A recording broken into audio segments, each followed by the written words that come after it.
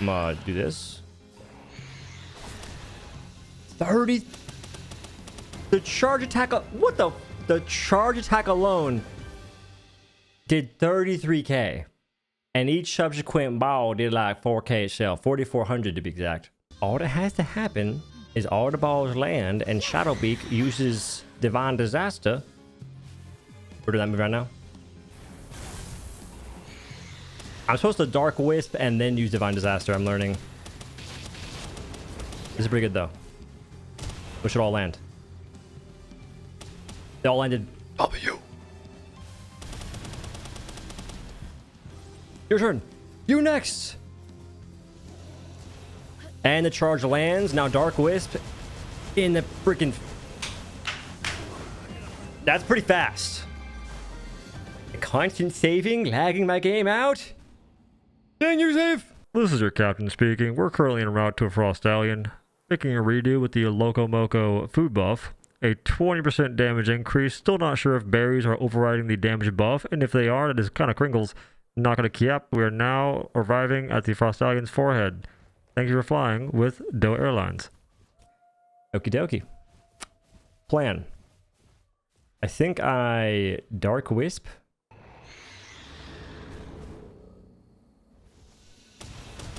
Perfect.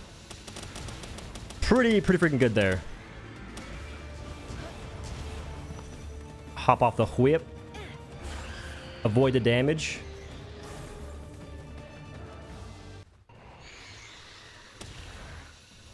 $4K. I'll do it.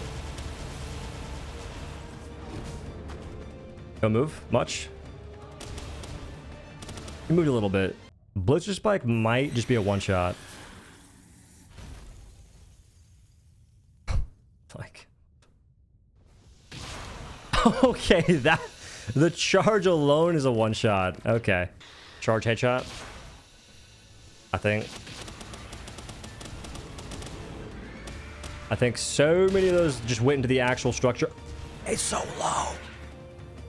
From a single roto, so low. Oh, I think it's over. Freaking GG, bro. Almost yanked out by... Let's go. It's basically a roto and a third. It's pretty much just Divine Disaster, Spirit Flame, Dark Wisp, and then Divine Disaster. That's pretty good. That's pretty good. I'm going to show two ways to make ShadowBeak. One is the insane damage, and the other is going to be a low-level crafting path if you care to do that. So for the insane damage, you have to get the tower boss, which I believe you can still do. To make that happen, just get aggro in the small settlement right here, and then you teleport to the boss. So the boss is located in freaking Narnia, all the way near Frostallion. Teleport right here. The wanted should carry with you. I heard the gunshots. They're rocking shotguns next to my freaking eardrums.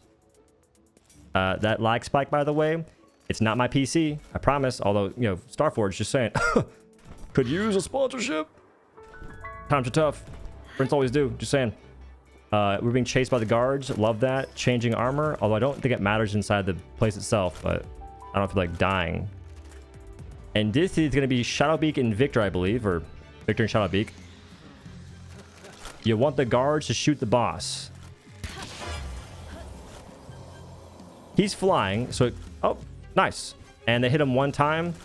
Use a basic sphere. I don't have one, but regardless, it's going to be 0, 0, 0. It's going to capture 100% guaranteed. Knew it. Then you respawn. I have it to where I don't drop items. If you do drop items, all you have to do is teleport here, grab them. They'll be outside of the room, and you're good.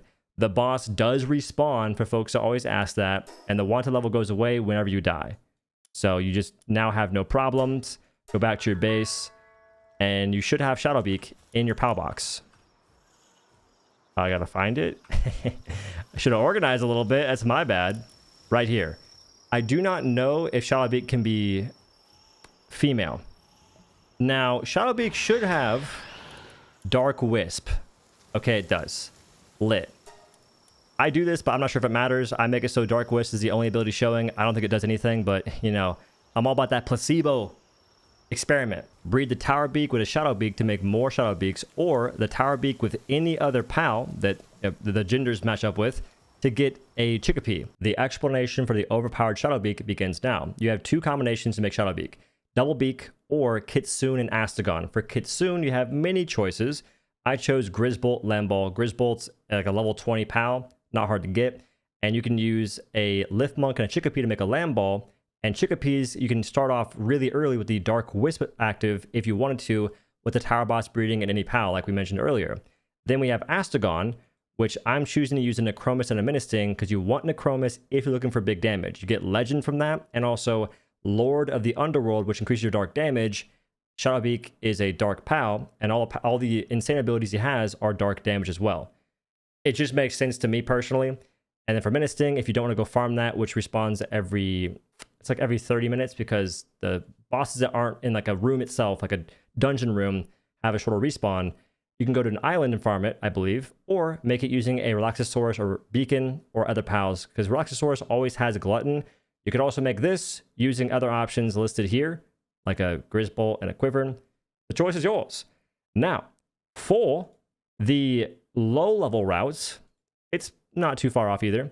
Kitsune's the exact same. Astagon is now being made with a Grizzbolt and Orzhirk, and to make an Orzhirk, use a Grizzbolt and Relaxosaurus, and you can still change how you make Relaxosaurus. And then once I have my ShadowBeak from all this breeding, I bred that into the Tower Boss over and over and over again, which I do not recommend doing because of the possibly aforementioned 0 stats.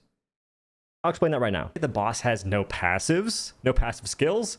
It's a male. You got a female that has all the things you're looking for. Good IVs on her too. Lit, brother. That should be so simple to pass the active skill and get the passives and the good IVs you're looking for. No, it wasn't simple. It was actually very, very difficult. It was very time consuming. It wasn't very difficult. I was just spamming buttons. It was very time consuming, and the cake costs were crazy. My name's Dough. I'm not made of it, and let alone do I make dough to make cake like that. You don't use dough to make cake. Whatever. The problem is the boss has 0 for HP, 0 for attack, and 0 for defense. And this was the most brutal hand I was dealt. 0, 0, 0. Didn't get the active skill I wanted, and it gave me Mind Forming for my passive skills. Anyway. So in this case, I have a pretty cracked Incineram and ShadowBeak. We have a common egg. It's going to be Chickapee.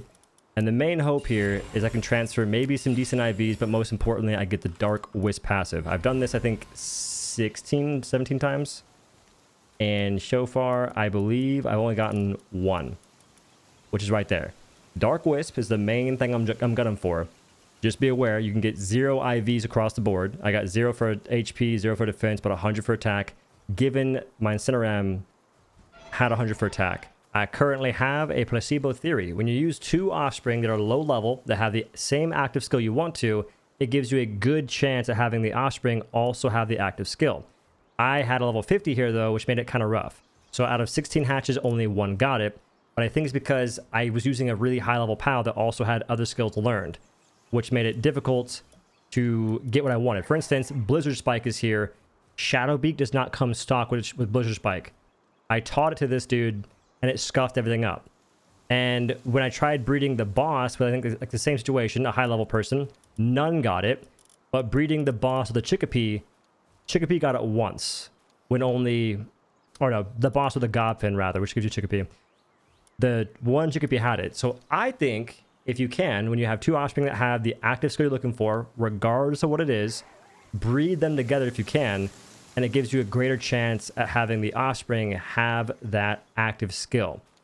The less skills the POW you're breeding knows, the better if you're targeting one specific skill. Yeah. Anyway, that's all I got to say. Thanks for watching the video. Hope you have a good day. Peace.